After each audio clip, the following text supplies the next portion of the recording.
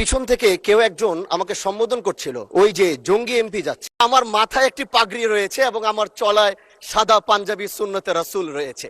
এটার জন্য হয়তো তিনি আমাকে ওইভাবে জঙ্গি বলে সম্বোধন সে আমাকে করেছে। আমি মনে করি আল্লাহ নবীর সুন্নত এবং এই পোশাক কোনোদিন জঙ্গির অ্যাসেম্বল হতে পারে না। জানো সবাই, মাননীয় স্পিকার আপনাকে ধন্যবাদ। আমি প্রথমবার দাঁড়িয়ে কথা বলছি, আসলে এভাবে কথা বলতে চাইনি। চেয়েছিলাম যখন আমার সময় আসবে আনুষ্ঠানিকতার ভাবে একটু সুন্দরভাবে কথা বলবো, কিন্তু দুঃখের সাথে বলতে হচ্ছে আমি গত 30শে মার্চ আপনার সহধর্মিনী, আল্লাহ তাকে জান্নাতের আলা মাকাম নাসিব করুন, আমি তার জন্য দোয়া করি।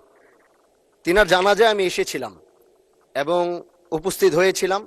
দক্ষিণ প্লাজা থেকে যখন আমি ভিতরে ঢুকবো, একদম কাছাকাছি পিছন থেকে কেউ একজন আমাকে সম্বোধন করছিল, ওই যে জঙ্গি এমপি যাচ্ছে।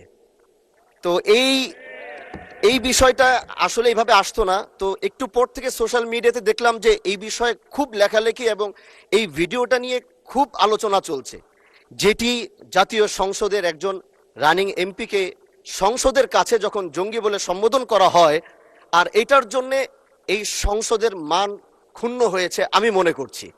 এজন্য আমি আপনার কাছে একটি অনুরোধ করব, আমাকে জঙ্গি বলার কারণটা আমি যতটুকু মনে করলাম যে আমার মাথায় একটি পাগড়ি রয়েছে এবং আমার চলায় সাদা পাঞ্জাবি সুন্নতে রাসূল রয়েছে।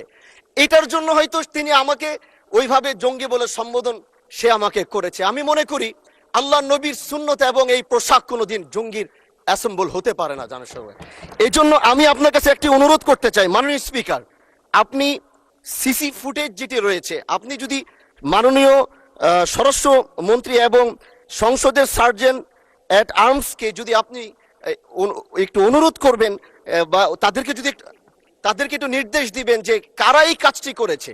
অবশ্যই এই কাজটি এই জন্য করেছে যেন এখানে আমাদের বিরোধী দল যারা রয়েছেন এখানে তাদেরকেও হয়তো তাদের সম্মান ক্ষুণ্ণ করার জন্য হতে পারে।